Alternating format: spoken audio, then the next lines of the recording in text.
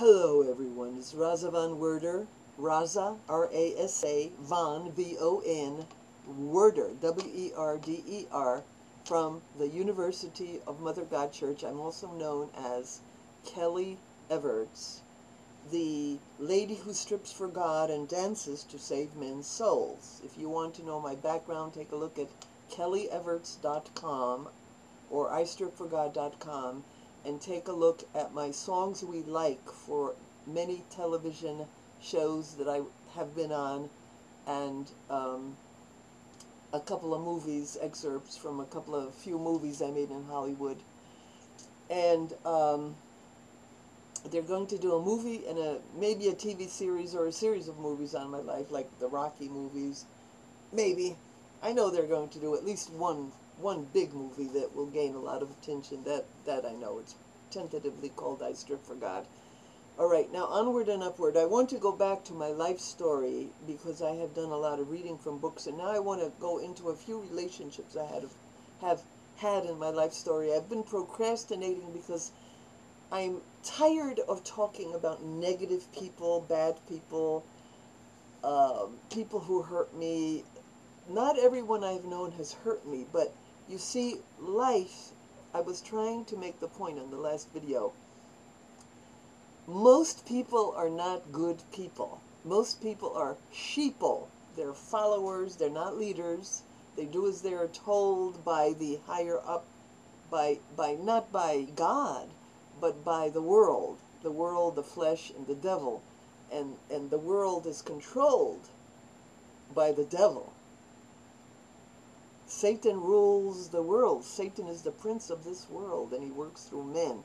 So when I say these people, listen, they sheeple, they do as they're told, I don't mean they do as they're told by holy books or by holy scriptures or by Buddha and Jesus and all the good guys and all the good saints. And I don't mean that. I mean they do as they are told by the status-seeking society that says, dress like this, act like this, talk like this, hurt other people like this. And the saints say most people go to hell. Hear me, hear me, hear me. Many saints, I've studied the lives of the saints, I'm very good at the saints' lives, and they say most people go to hell. So if most people go to hell, how could you expect, by having relationships with people, that you're going to come out unhurt? Tell me, how? How? How? How will you be unhurt if most people are evil? Most people do not have love. That's who goes to hell. People who have no love, people who rejected God, people who shut themselves off from God are those who go to hell. People who are unrepentant of sin, people who were never born again, never received the grace of God, never were born again spiritually. They're dead. So these zombie people, they could be your parents, they could be your siblings, they could be your spouses, they could be your co-workers, they would be your co-friends at school, your bosses at work, they could be your children.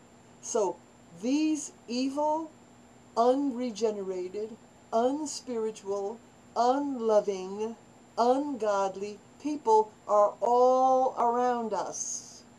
And when you go out into the dating world, especially if you're a woman, because there's more men go to hell than women, and more men are evil than women, but there are evil women. There are a percentage of evil women, but there's a bigger percentage of evil men than women, because women have that nurturing ability, and they have more intelligence, more nurturing. So their nurturing ability makes them more empathetic, compassionate, and caring than men. Okay, so I'm not just going to sit here bashing men all day. I've had my share of evil women. I've had as many women as men, probably in my mission, certainly. More women hurt me than men, and more men help me than women. So it's, again, it's a mixed bag. We're not bashing anybody. any group of people, not bashing anybody, just saying the way it is, the truth, the life, how it is. Okay, so when I talk about all these relationships, and I tell you this person, how evil they were, and how they hurt me, and how evil they were, it's not that there's no, this is not an anomaly. This is not something that happens to just 1 out of 100 people. This happens to everyone. Most people don't want to admit. They don't want to talk about who hurt them and how many people hurt them and how they hurt them. They don't want to admit it publicly. They might tell their therapist, they might tell their friends. But they don't want to talk about it publicly because you're going to be beat up publicly. Because everybody, just like even now when I'm talking about all these evil men, you know, I have snotty guys writing me letters like, oh, your choice of men is no good. Yeah, they're my choice of men. They didn't show me who they were before I went out with them or before I met them. They didn't show, you know, people have a front. A front. This is me. It's a mask. There's a mask on their face. A mask. I'm a good lady. I'm a good man. And then they end up robbing you or stabbing you, killing you, deceiving you, injuring you emotionally, injuring you mentally, injuring you financially, using you up and spitting you out. But they didn't tell you they were going to do that when you met them. When you met them, they were at their best. Usually, you're lucky if they're nasty and show you their wickedness when you meet them. If they show you so many red flags that you go, I'm staying away from this person. But they don't do that. There's this woman on TED Talks, a famous journalist, who talks about a guy she met that she felt was the love of her life. And it took 2 years for his demon, 2 or 3 years. 2 or 3 years. He waited 2 or 3 years with his mask, his front, acting like he was the love of her life. And they were forever partners until he separated her from her family. He separated her from her friends. And finally he got her to quit her really great job as a journalist for a magazine like 17.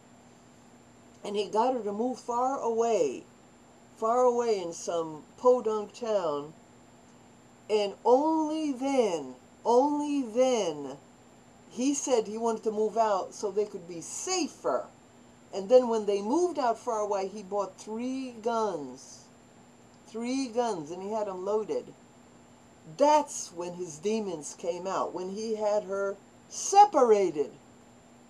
So they don't show you. Sometimes they show you, but usually they don't. They don't show you their demons when you meet them.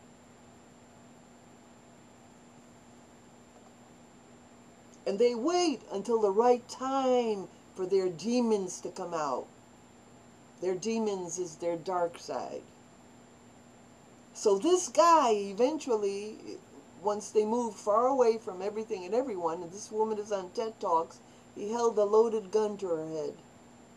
So, not once, not twice, multiple times. And she's a very intelligent, very together, literate, great woman. You'll see her. She's beautiful. And she gives this talk about how women are abused and how she was abused. And don't judge women who are being abused. Don't judge. It's very hard. Once they suck you in, and then they begin abusing you, usually after they suck you in, and then it's very difficult to disengage yourself. So she finally did disengage herself. And she ended up talking, and she's very informative. I learned by listening to her, I said, yes, I understand. I really do, I understand. So I have the next 3 people I'm going to tell you about are abusive people. One of them was an entertainer. One of them was a fake yogi. And the third one was an authentic minister, a lady. The first 2 are men, the third is an authentic lady. And they were all extremely abusive to me. But I'm not going to talk about the first one a lot. He's famous. I'm going to talk about the second and third. But I haven't even got to it yet because I keep beating around the bush. Talking about how people don't show you their demons right away. Let me just explain this. I have met wonderful people. There's two people that I consider the two most important, wonderful men in my life that spent years with me. One was John the lawyer. He was my best friend for 10 years. He helped me build my business. He was 150% or 1,000% one gentleman. Total gentleman, compassionate, kind, loving, helpful, informative, just wonderful man. For 10 years was my best friend. And then there was my late husband, Rasa Von Werder, one of the most wonderful human beings that I've ever had in my life, who was supportive, helpful, just did marvelous things for me, loved me with all his heart. Both of these men loved me 100%, totally, did things for me. I mean, if I just told you on and on and on and on, everything they did for me, all the dates they took me out on, all the gifts they bought me, all the helpfulness in business, the helpfulness in financial affairs, the helpfulness in life's affairs, the comfort they gave me, the support they gave me emotionally, the wisdom they gave me by their experiences. I could be here all week talking hours and hours, just explaining it. So yes, I have had known incredible, wonderful people. But I'm right now going to talk about some more abusers in the next one, to be continued.